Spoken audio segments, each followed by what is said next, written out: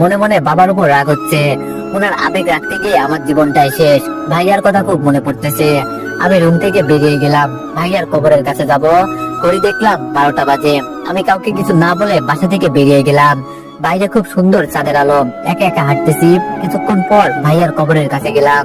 কবরের বেড়াটা ধরে তাকিয়ে রইলাম কবরের দিকে। ভাইয়ার আমার স্মৃতিগুলো মনে করতে লাগলো। নিজেই নিজেই বলতে লাগলাম, ভাইয়া কেমন আছিস? তোর কি সময় হবে একটু কথা বলতাম? জানিস তুই যে আমার মাথার উপর ছায়ার মতো ছিলি, এখন হারে হারে টের পাচ্ছি।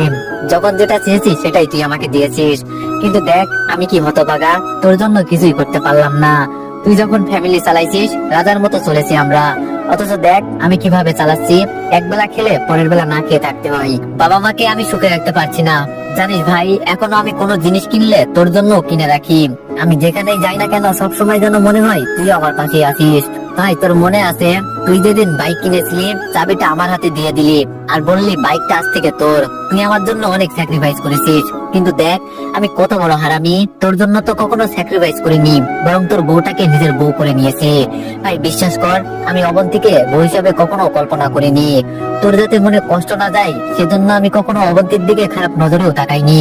তুই সবসময় আমাকে বলতি অবন্তীকে দেখে রাখতে, কিন্তু দেখ আমি কত বড় বেঈমান।